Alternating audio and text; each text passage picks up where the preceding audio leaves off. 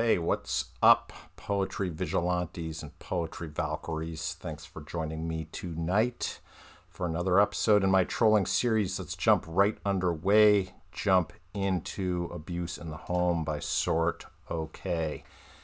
He woke up and chose violence while she woke up and chose silence. Breasts bloodied in crimson islands, bruises blooming under eyelids. He stood up and chose evil while she lay down and chose love. All right, let's just stop there.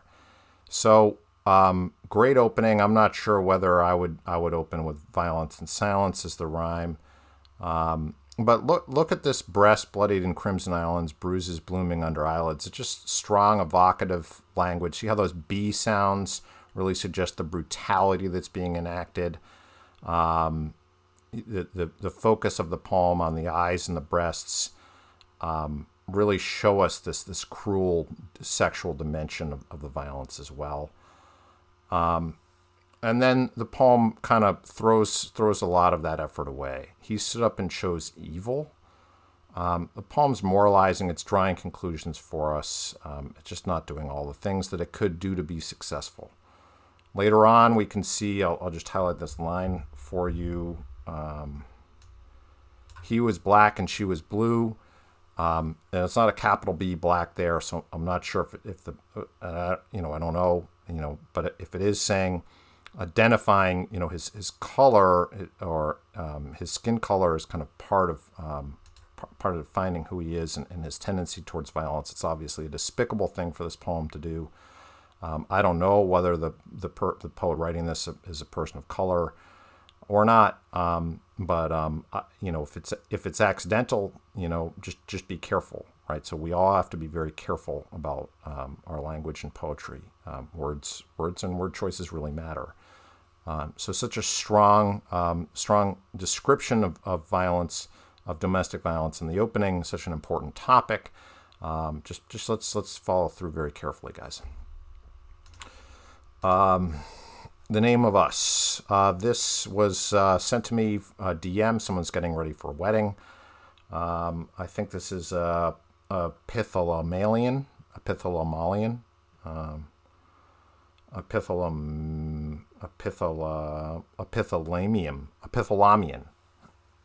That's it. Epithalamian.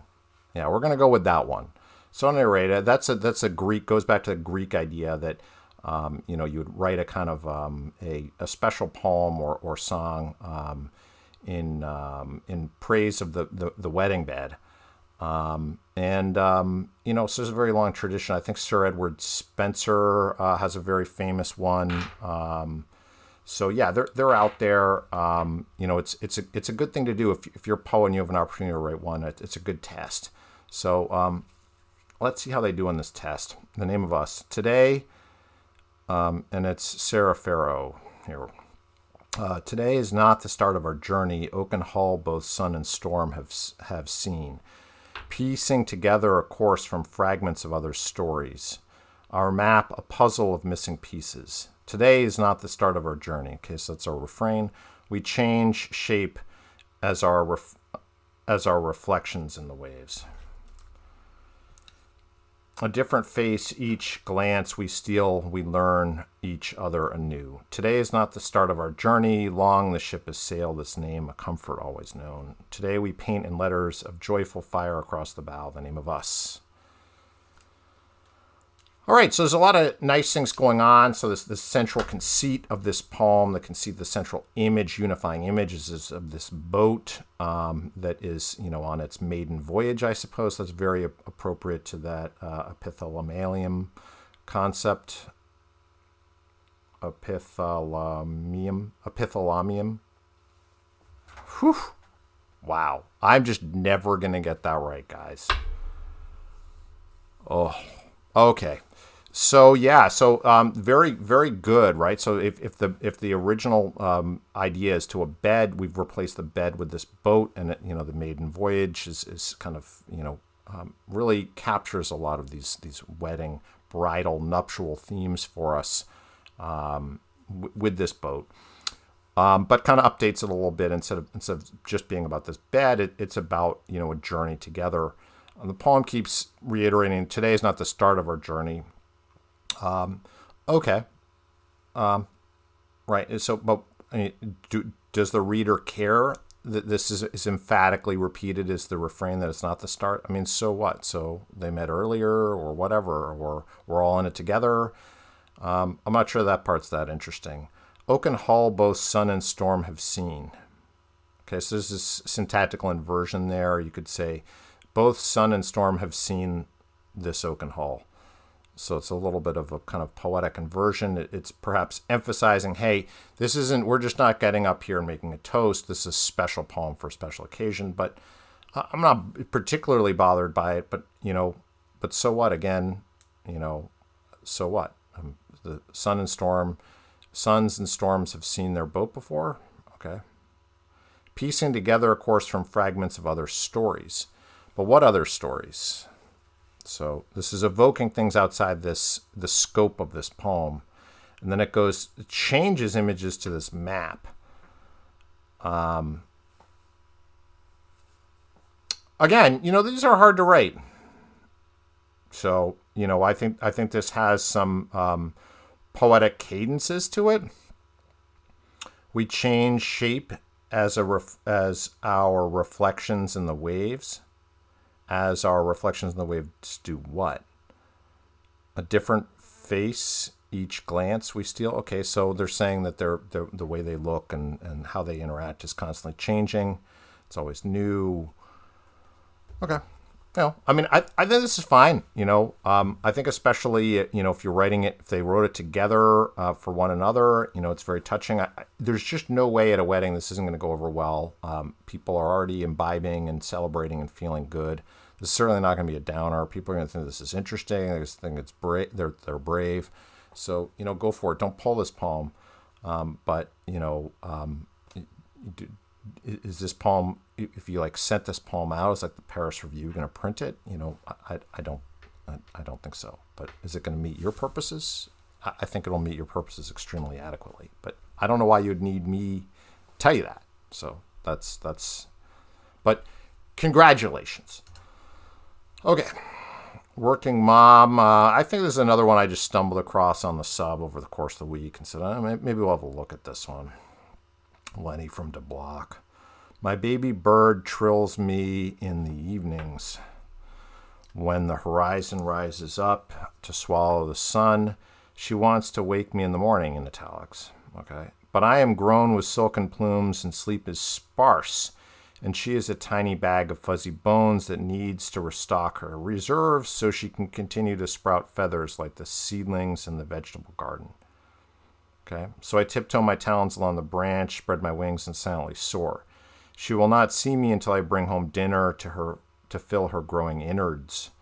And I wonder when she's molted and wise and taking flight, if she'll remember this act as an act of kindness or a cruelest slight.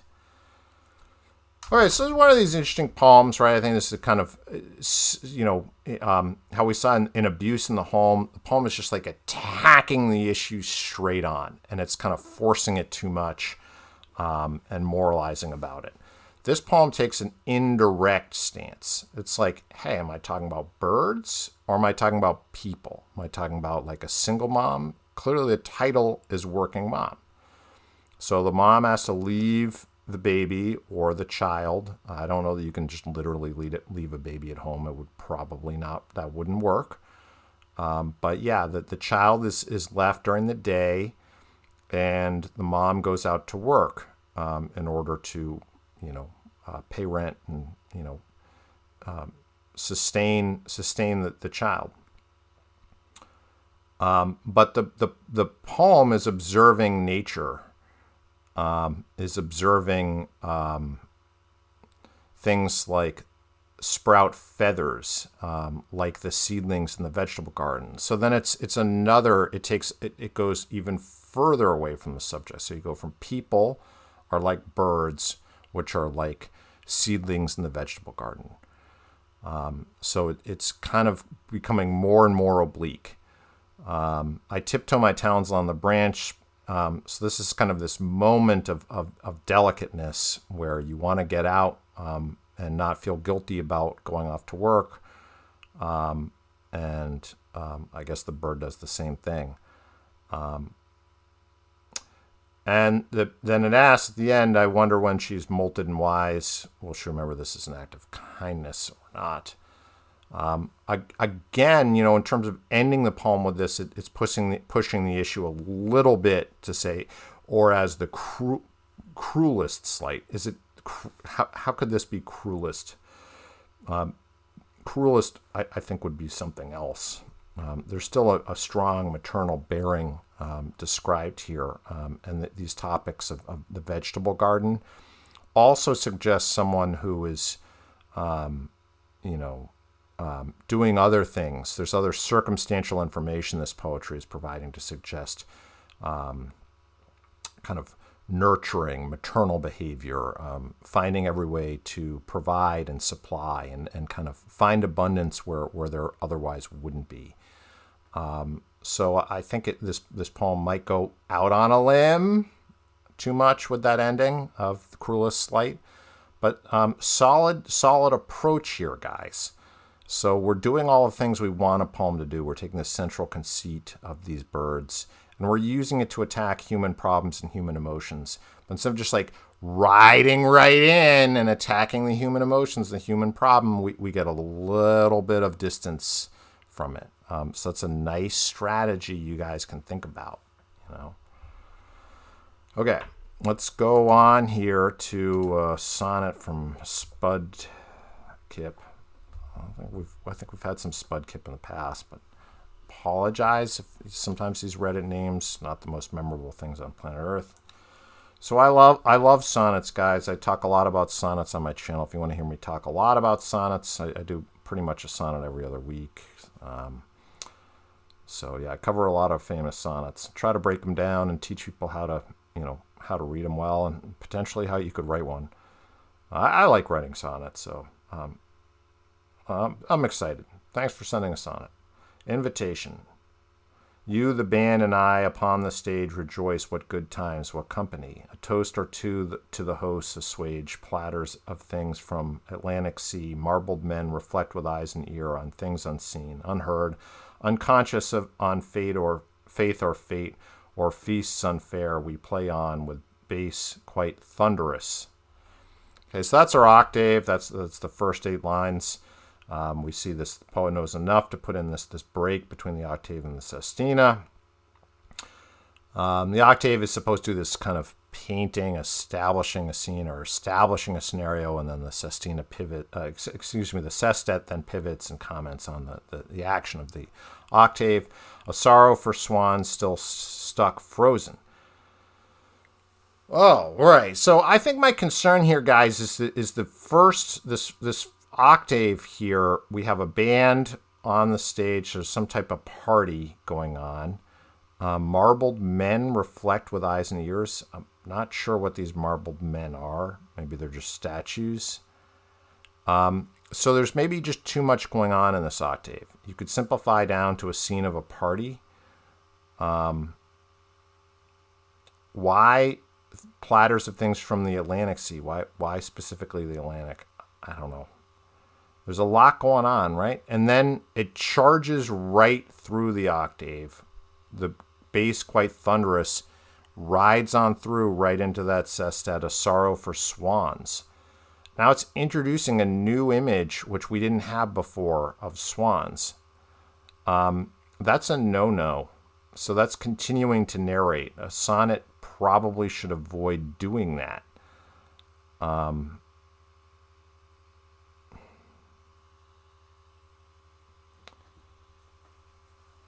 thought someone would send me a sestina as well. I feel bad if I didn't get to their sestina. I might have to go dig that out later on. All right. Walnuts the drop. This is from Lisa Lee Liu. And I think she's kind of, or he or she, whoever you are, they, you're kind of a regular on OC, so thanks for hitting me up. I think you do a lot of really good comments about traditional technique and meter and stuff like that. So, not I'm not super specialized in that, so take what I say with a grain of salt. I guess I know my way around formal poetry, but here we go. Walnuts that drop. Walnuts that drop before they ripen, green and bitter soft like envious lovers, choke all the shaded sward the nut tree covers, and pulped with spleen, stained travelers' hems, too fastly brown to clean. Ah, well, if this be hell, the devil's shrewd, there's plenty left to sell.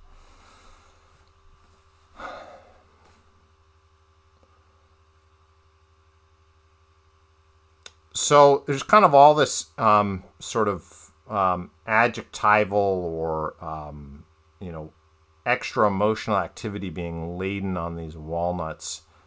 And if you think about it like a classic fruit to get all this extra, or nut to get all this extra emotional energy, walnuts don't come to my mind. It's just like, oh yeah, like they're such an erotic fruit or nut. But okay, walnuts that drop before they ripen, so they haven't had an opportunity to come to full fruition. Like envious lovers.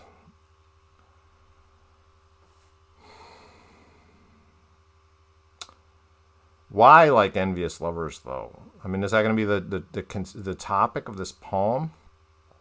Pulped with spleen. So spleen is kind of this Shakespearean term for anger or upsetness or passion or rage. Stained travelers' hems too fastly brown to clean. So like,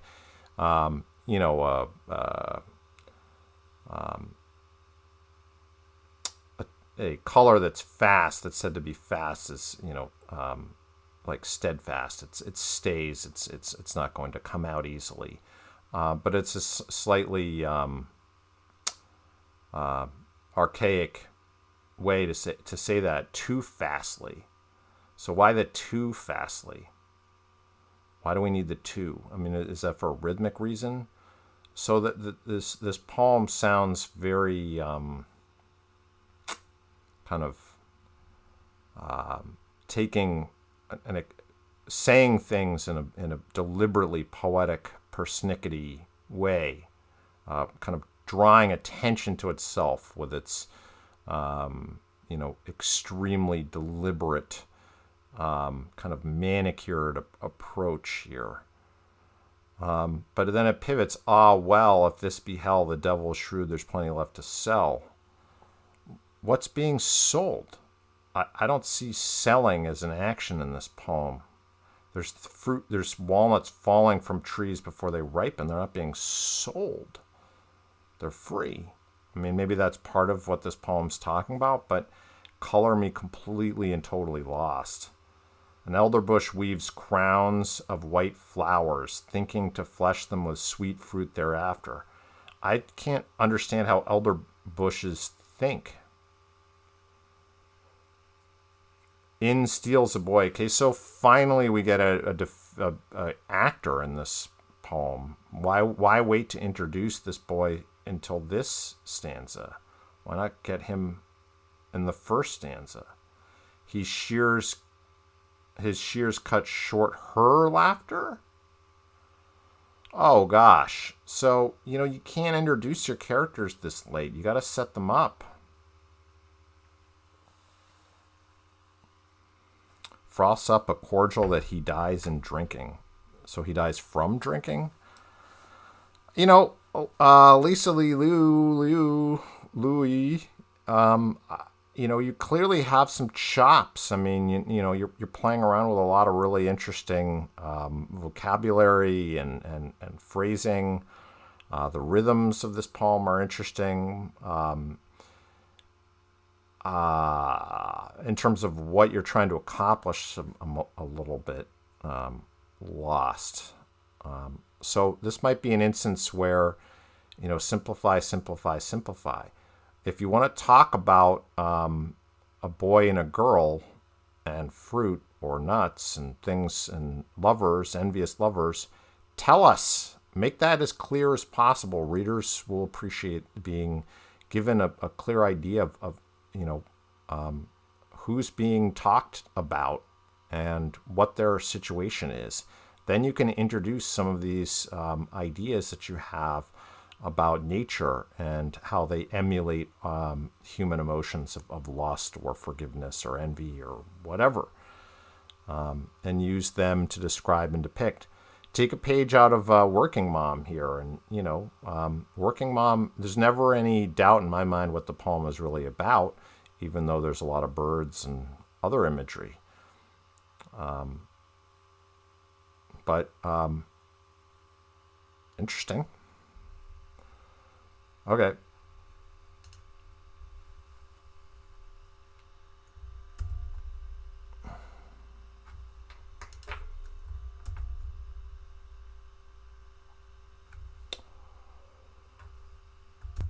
All right. Sorry about that. Just wanted to grab that Sestina from Intellectual Purpose. Thank you, Intellectual. Vegan paste. My own house wants me to crack so we can match pathetic, so we can catch some waste. Can't we please grind plastic into vegan paste for the wealthy to eat with friends so they feel like they're helping? I get paid for surface helping. Yeah, my smile is a crack. Spent money makes automatic friends, where one demands and the other is pathetic. Spent money makes industrial paste between the haves and the waste. Okay, Intellectual Purpose. So you want to tangle with the Sestina, huh? So people don't know that Sestina. You choose these end words. In this case, purpose is chosen: crack, pathetic, waste, paste, friends, and helping. And in the Sestina, that these order of these words, they just repeat in slightly different orders throughout these stanzas. So you keep seeing these end words repeat in a slightly different order again and again and again until you get to the very last three lines, which is called the envoy, where you use all of these in a minute and weave them all together. The Sestina is ridiculously hard. It's a very unforgiving form. I've tried to write them many times myself. I'm never completely satisfied by my effort.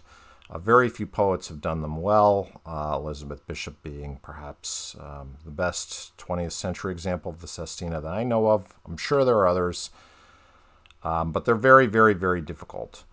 What Intellectual Purpose has done to make things more challenging for themselves, they've done two things to make this poem more difficult than it needs to be.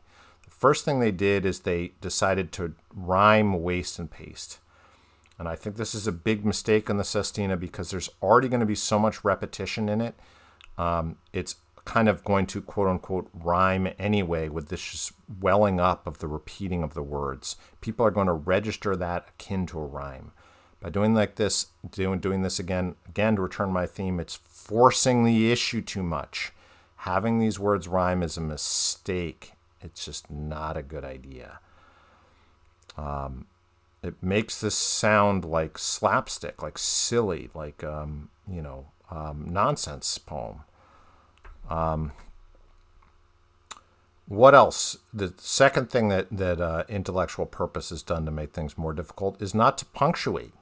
So when you punctuate, you get these opportunities to have a midline caesura with like a comma in the middle, and then to vary your enjambment. It's harder to have enjambment. You can still have enjambment without any punctuation, but it's a little bit more difficult. So because of the lack of punctuation, the syntactic complexity of this poem is reduced. Now, some poets could write with a pretty decent amount of syntactic complexity, meaning complicated sentences and phrasing with like different dependent phrases and stuff, like lots of wheres or when or after or of them or what, just complicating your phrasing. This poem doesn't have complicated phrasing, but it's much more difficult without punctuation. And if you introduce punctuation, you might start thinking about that. My own house wants me to crack so we can match pathetic. I don't even understand what that means. We can match pathetically? It's not even grammatical. Just like the first two lines aren't grammatical.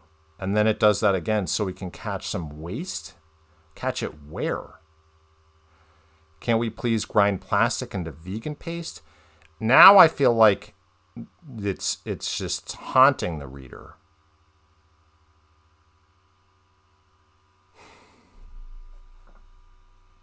So, intellectual purpose came hard in on the DM saying, judge me harshly. It says it right there. And said, I think this is a very good Sestina. I have to beg to differ, intellectual purpose. This is a very poor Sestina. And it's a very, very difficult form. And quite honestly, I'm not sure that your skills are equal to this task yet. I think you should try to tackle some simpler forms first. Learn to write quatrains, for example. Learn to write a sonnet. Return to the Sestina when you're more seasoned, when you're more experienced.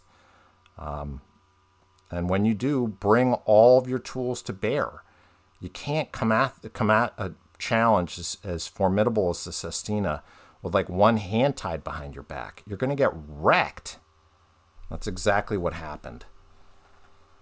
All right.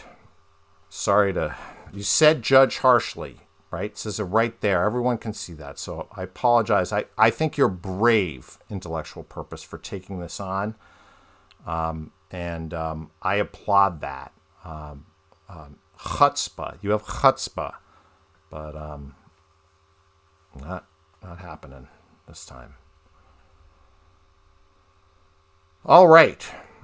So we covered some poems. I think this overall idea I want you guys to think about is like, honestly, like Working Mom ended up kind of being the winner chicken dinner tonight because of the approach, right?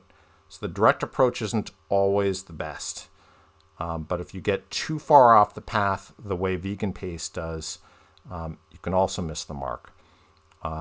So you want to, or I think Lisa Lee Lu also kind of complicated things so much out the gate, pushed the issue forced the issue of their poeticalness so much that the idea of the poem is lost a little bit. However, I'm very grateful we had so many interesting poems to talk about. So that's really quite a treat, and really is such a pleasure. Please do sign up, and guys, hit me up, send me some DMs, keep me busy thinking over the next week, so I have some stuff to chew on, and can get your material. Right on.